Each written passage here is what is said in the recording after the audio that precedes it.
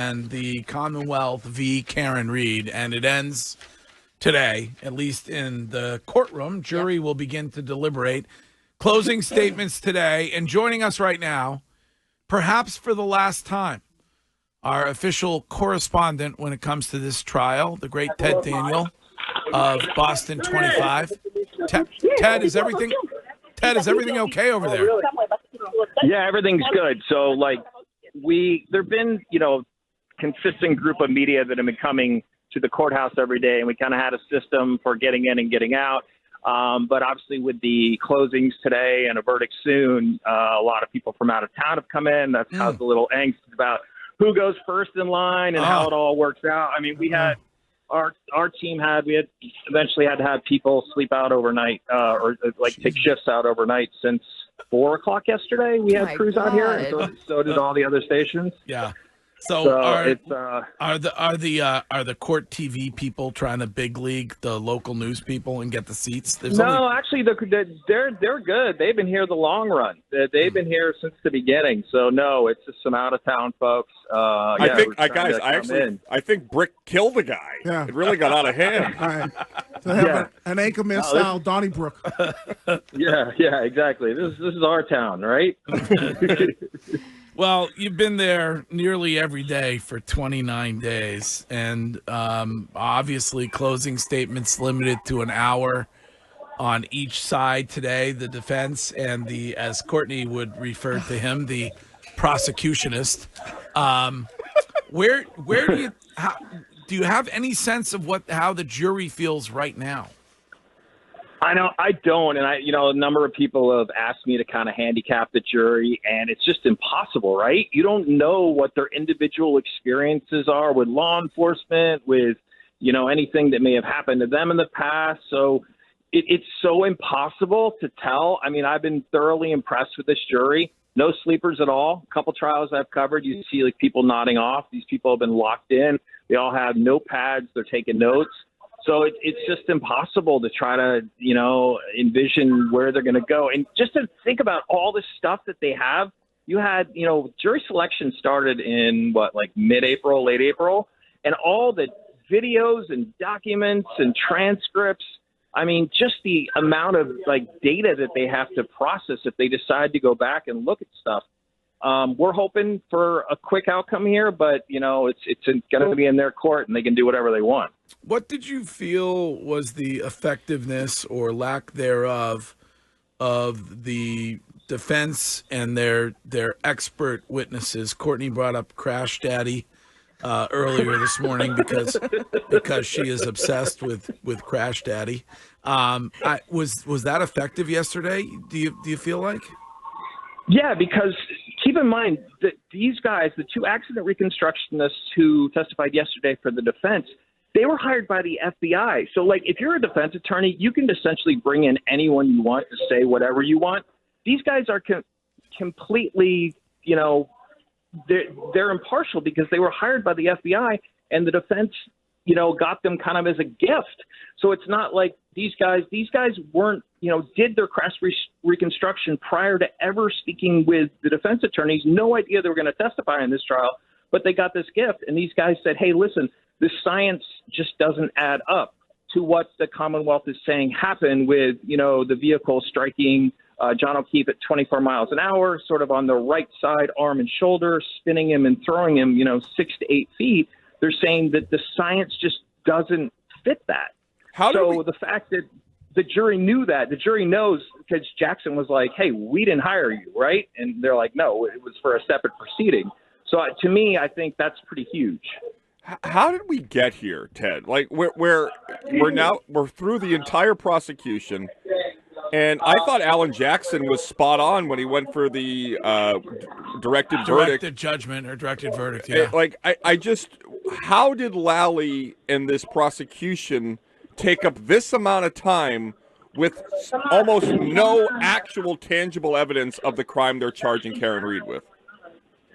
I mean, there is, the statements that she made at the scene, the DNA on the taillight. I think they believe there is evidence, but I think they had no other choice, Curtis. I think that they were from the start when the defense started to say that. No, sorry, I'm getting yelled at by the court officers for coming in. I think that they had no other choice. The defense essentially challenged them, and they had to move forward. Ted, what is the future here, though? If she's found not guilty, there's still the O'Keefe family. There's still Paul. There's still Mrs. and Mr. O'Keefe. Do you think that we'll ever find out what actually happened that night, or will there be another investigation? No, I think we're done. I think there's a possibility of a civil suit if the O'Keefes want to do that, and of course the bar for a civil suit is much lower. But I don't think. I mean, certainly the state is not going to say, okay, if they find her not guilty, well, maybe we, chose the wrong people. That's never going to happen. The state thoroughly believes. At least it's my impression, they thoroughly believe that she's guilty and they have her dead to rights. I mean, that's the opinion of Lally and the opinion of the DA. But there is, I assume that we all would assume, based on what we've heard in court, that there continues to be an ongoing federal investigation by the DOJ and using the FBI, right? Well, that's a big question if it's ongoing. I was told several months ago that they had looked at the case and they didn't find anything criminal. They found some what they thought would be extremely helpful to the defense, but they didn't find anything criminal. And I'm not going to die on that hill because, I've heard people say that, hey, it's still going. But, from what my source told me that, that they took it to as far as they could take it. Everyone who went in and testified in front of the federal grand jury said essentially the same thing they told the state grand jury.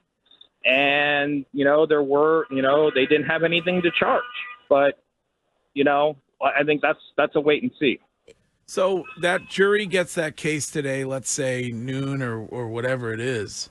If they come back quick, is that a good thing or a bad thing in this case from your perspective? I would think that would be a good thing. Yeah. Right. So you've got to get, there's going to be at least one or two juries. We're coming up on jurors. We're coming up on the 4th of July week, right? Yeah. There's going to be a couple alphas in there who are just going to be like, nope, we're getting this done. Nope. Because you go around the circle, you decide, and then some people may feel one way, others may feel another way. And, I think there's probably going to be people say, hey, we've been here for 10 weeks. We need to make a decision and wrap this up. So, I mean, I think the quicker, the better for Karen Reed. But based on the fact that, the defense has put forth a number of things that could be, construed as reasonable doubt, I think that's probably likely. I've seen some tweets from inside the courtroom of people talking about Paul O'Keefe, his body language, him looking at the screen at some things, not looking at other things, walking out. Do you think his opinion has changed from the beginning of this to where we are now? I don't think so. I really don't. I really believe that from my understanding is the O'Keefe family believes that she did this and that, that they have been – the fact that this has turned into such a spectacle, I think, has been extremely hard for them. And I think they're just as dug in as ever. Do you get any indication that they may go on, the Karen Reed side may go on to file some sort of litigation against the state after this? I would think not. But I mean, I guess that's always a possibility. It's extremely hard to bring one of those cases, and sort of the damage that you can recoup. That I think that would be a tough battle to bring. Yeah. But you never know. I mean, she has some pretty aggressive attorneys. Probably the most aggressive attorneys I've ever seen in terms of going after the DA, going after the judge. They don't mess around. They essentially. I think that's been a part of it. This confidence. They've started with it from the beginning. They've essentially said from the start, and that they've carried this air throughout the entire proceeding, through everything, pre-trial up to now. Speaking of attorneys, Is the estimation accurate? Do you believe that this defense cost her $2 million? You know, the original number I heard was 500,000. But I know her father mortgaged his house for her defense. Yeah, I mean, I don't know. But think about it. You have the amount of time that it would take. That may actually maybe a bargain for her, considering the time that you have 3 full-time attorneys, probably a couple paralegals. You have a defense investigator who's been working for 2 years interviewing people. I mean, that's probably reasonable. The $2 million is probably close to what it is. Whether or not she pays that entire thing, of course, this also brings a lot of notoriety. I mean, everyone knows Alan Jackson now. Everyone knows David Yannetti now, and that's gonna, lawyers pay for advertising on TV. These guys aren't gonna have to pay for any ads on TV. I know it's totally theoretical. If you flip the attorneys, do you think Karen Reed's going to prison?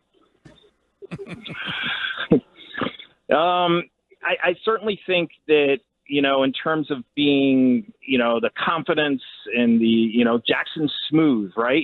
He can make anyone on this stand squirm. Lally is more like a prosecutor. He's methodical and he goes through his list of things that he needs to check off. Yeah, I mean, good attorney. Like, I think this is what I think America is seeing, and we've seen it before, what money can buy in the legal system.